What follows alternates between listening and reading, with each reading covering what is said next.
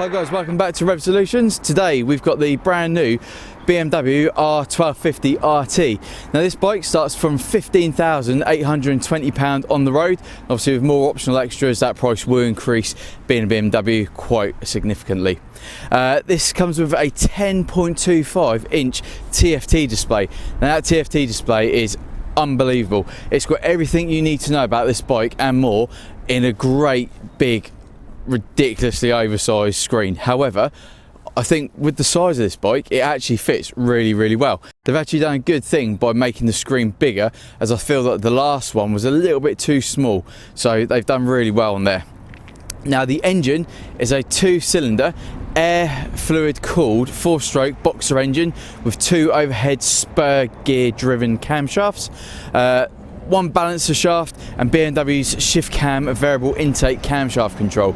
This engine is unbelievably smooth. You crank that throttle on and it just pulls and pulls and you don't even need to try. It is just one of the best engines I've ever ridden on a motorcycle. They've really hit the nail on the head with this one. The capacity of this bike, as the name suggests, it's 1,254 cubic centimetres. The power output is 136 brake horsepower at 7,750 RPM or 100 kilowatts of power. Now the torque is where this thing really comes into its own. It's 143 Newton meters of torque at 6,250 RPM. You know it, this bike has got so much torque. You literally accelerate and off it goes. There's no hesitation in any gear, it just wants to pull. I've been riding this around for about 20 minutes in pretty much gear 2. Gear 2 is so flexible, it gives you unbelievable amount of power, low down, high up. I've only had to change up a couple of times when I was on the A3. Other than that, it was second gear all round all the country roads, as you see in the video. Now the max speed on this bike, BMW claim it would do over 120 miles an hour, over 200 kilometers per hour. I've got no doubt it'll probably do 150, even more. You take it on the German autobahns, it is going to be perfect for that. The clutch is a wet clutch with anti-hopping function and it's hydraulically activated. It is really light. There's no issue with this clutch having like tired hands or anything like that on the long ride. It's also got a quick shifter and a blipper, so if you don't want to use a clutch you can just use your foot, and again it saves the effort of actually having to pull that clutch in. It is a shaft driven motorcycle like the majority of BMWs. Now the front braking system on this bike, you got twin discs, they're floating discs and they've got a diameter of 320 millimeters. They're 4-piston radial brake calipers. At the rear you got a single brake disc, the diameter is 276 millimeters and a double piston floating caliper. The bike comes with ABS and it's BMW's Motorgrad integrated ABS Pro, which is really good. If you're going to need to slam those anchors on, you know you've got BMW's system looking after you. The front and rear brake, I've given them a little test out and they are absolutely on point. Now the seat height on this bike, you've got a seat height of 830 millimeters to 850 millimeters and a low seat height of 760 millimeters to 780 millimeters. This is a standard seat height on this one, and I'll get on it in a second and just show you what it is on a 5'7" rider. The fueling on this bike, you've got a 25 litre tank with about 4 litres of reserve, so it's going to take you on a long ride before you need to fuel up, which is always a nice peace of mind because let's face it, this bike is designed to be driven very far, not round town. But however, around town it still is a very nimble, easy to ride motorcycle. Length, using the number plate carrier as a guide from nose to rear, comes at 2,220 millimeters. So it's not an overly long bike, however it is a nice heavy motorcycle and you do feel it when you get it up off that side stand. You really feel the weight behind this bike. Now the width of this bike, you're looking at 985 millimeters, including the mirrors. Okay, now including the boot, the breadth of this bike comes in at 990 millimeters. It is quite a wide bike, so you're not going to be able to filter easily through traffic in towns or on the motorway if cars are close together. However, that said, if you buy this bike, you're going to have that in the back of your mind that you're not going to be able to filter. But when you get to learn this bike, learn its diameter, you probably will start be able to pick your confidence up and just shift around a few cars so you don't get held up too much. Now the curb weight of this vehicle is 279 kilograms. The maximum permitted weight on this bike is 505 kilograms, and the max load on this bike with standard equipment comes in at 226 kilograms. It is a heavy bike. Personally, it feels like it's a plus 300 kilogram bike, closer to the K1600 models, but clearly it's not. It's under 300 kilograms, which is quite a strange feeling, where it does feel very, very heavy. Now, the wheelbase on this bike is 1,485 millimeters. The steering head angle comes at 64.1 degrees, which is really nice reach when you're putting your hands out for this. It's not too far too close. I personally think it's absolutely spot on. The wheels are cast aluminium, and the front you're looking at a 120 70 17-inch rim, and at the rear you got a 180 55 17-inch rim again. So what I'm going to do now is take you a run through the bike and just show you all different parts, different features, the styling in a bit more depth.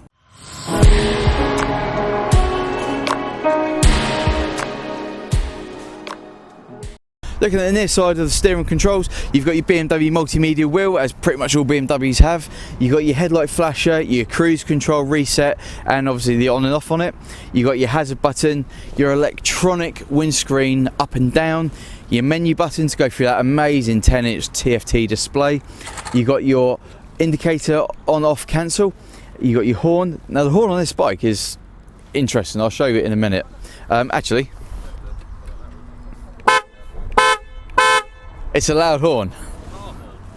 It pretty much sounds like a car horn. So yeah, if someone's in your way, they're gonna know it. Moving to the middle, it's BMW's keyless ignition, keyless fuel. You got your SOS button underneath the little protector, your luggage central lock-in, your mode button, your engine start and stop. Down on the near side of the panel here, you've got settings 1, 2, 3, 4. Now let's go through them. So we're going to press number 1, and that brings up favourite function not available. Let's go get rid of that. Right, so number 1 hasn't got anything plumbed into it. Number 2 comes up with your heated grips and your heated seat. Number 3 and number 4 aren't available, so I believe you can actually preset these to whatever you want to use them for. The wind mirrors, they're nice, they're small, but they are really, really effective. I've had no issue whatsoever actually looking behind. Your elbows are so far into the middle of this bike that when you actually look in the mirrors, nothing is in the way. They're really, really nice. Coming around to the front of the bike, you've got a great big windscreen here. This one comes with a clear one, and as soon as it's up and it's right up in your face, you can still see through it nice and easy. I personally don't like riding with the windscreens up high, but this I've got no issue with whatsoever. It is a big wide front end on this bike. Tapers down really nicely into a point here. You got BMW's amazing headlights, and you got your fog lights down the bottom. I think the setup and the front design on this bike is really, really nice. And this is obviously the sport model of the brand new R1250 RT. Down the front, you got your BMW brakes, nice gold caliper there. You got your gold forks. The brakes look really nice, and obviously you got some gorgeous black rims with some nice aluminium polish there, just to break up the black a little bit. Now this bike is running the Michelin Road 5 GT tyre, and for the little bit of riding I've done so far, absolutely no problem at all. Really, really nice tyres. They work really well with this bike. Coming round, you got your indicators on the side here. They're nice and bright. When you're down in the car or a motorbike in front of you, they can see those, no problem at all. It's got great visibility. You come up behind somebody, you're going to let them know that you're here. Come around to the side, you've got BMW's nice big boxer engine sticking out the side with great cylinder head design there, the black and also the aluminium look. I think BMW have done really, really well here. They've got the BMW logo, the badge of the bike, and it sticks out. It looks really expensive, it looks really nice. That is a nice feature rather than having it just written on the side. It's actually a good graphic there. Coming down, it tapers in really nice. It's quite a narrow centre in the bike, so you're not having to spread your legs quite wide, which is really good, because even though this bike is under 300 kilograms, it feels really, really heavy. So the narrower the middle is, the better it goes for the rider. You got an Akropovich exhaust system here, and again, it's a standard exhaust. It's got the baffles in. It is quite reserved in its sound. However, it looks aesthetically really nice, and you got the carbon heel guard. This one also comes with a centre stand. I'm not going to put that up on the centre stand because, no my luck, I will drop the bike. You got your BMW's pannier luggage here, and I believe they're locked at the moment, so let's press the unlock. So the unlock button for the panniers is there. You can hear it as soon as you unlock it. Press the button, lift that, and the pannier comes open. So you got loads of luggage room here, which is really nice. I'm going to leave these on. I'm not going to try and take them off. You could probably get a top box for this as well. Coming to the back of the bike, you got phenomenal LED design at the back, nice bright rear tail light and great indicators there. The rear tail hugs down quite nicely over the rear wheel, and the exhaust just sits off nicely to the side. I know this has got a drive shaft, it's drive shaft driven. However, I would like to have had 2 exhausts either side of this rear wheel. I think that would have just hit the nail on the head with the design from the rear of the bike. And then on the near side at the rear, you've got your black drive shaft, as all the BMWs do. So this is a cracking looking bike. I really like it. What I'll do now is I'll show you the TFT display and just give you a quick run through with that. Right, so with the bike started, we've got a lovely bright 10.25 inch TFT display here. Let's go through some of the settings. So we've got telephone for collecting the multimedia, the media, navigation. I don't know if this one's actually got navigation built into it, or that is another option. No, it doesn't seem to have it on this one. Right, let's go into my vehicle here. So, as most of the BMWs have, you've got all the information you're ever going to want about your bike. I'm not going to go into too much detail about this one because I think if you're going to want to have a look yourself, it's best to come out, have a little fiddle around.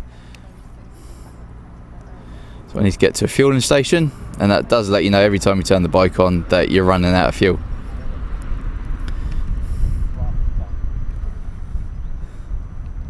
Let's go through. What else we got? Settings, heat. So you got assist. What's on this one?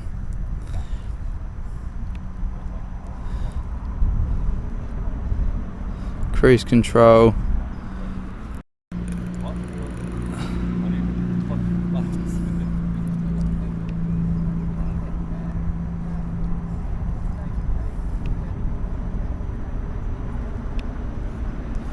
It's got alarm settings, it's got a tilt sensor. Go through all those. Lights, daytime running lights, you can turn them on and off. Set your date and your times, connections, display, do your brightness. This bike has got so much information, it's unbelievable. And that display is just, it's so big, it really does allow you to see what you need to see really easily. So, big thumbs up to BMW there. And also, you've got the heated seat section here for the pillion. So if you're on this bike as a pillion and you're going to be going for a long ride, you can put your heated seat setting on, which is really good.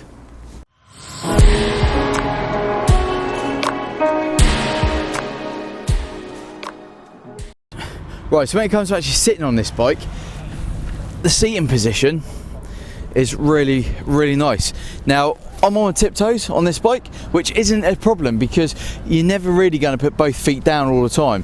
So with one foot down, my other foot is completely flat-footed. Likewise, foot's up on the footrest, my other foot is flat-footed. So I've got no issue with this bike coming to a stop, but you can feel it as soon as you start moving over slightly, you feel that weight just wanting to go. So you need to have strong legs and be switched on at all times, otherwise this is going to break and it's going to be probably quite an expensive fix. The riding position on the bike, again, really comfortable. It's not a taxing one, it's just nice. I can't really say much more. BMW have done so well on this bike to make it a perfect riding experience. Now, even for the rear seat passenger, sitting on the bike like this, it's lovely. You got good handle grips, a nice seat. It is warm. Obviously the sun's warmed this one up, but it's got the heated seat control and Yep, put my hand down there, I can feel the heated seat control really easy. So yeah, I think this bike is, for the money, well worth buying. So let's just show you this section here now. So that's the near side one. Nice little area there. You get a little wallet in there or something. Close that down, you can lock it, walk away from your bike. And this section here is it goes in quite deep. So you can see it's got USB connection there. Again, great little feature BMW put on their bike. Thank you for watching this edition of Resolutions with our BMW R1250 RT. If you haven't already, please hit that subscribe button, click the bell to be notified every time we upload a video, and don't forget, give us a big thumbs up if you liked our basic review on this brilliant BMW R1250 RT. Until next time, ride safe and we'll see you soon.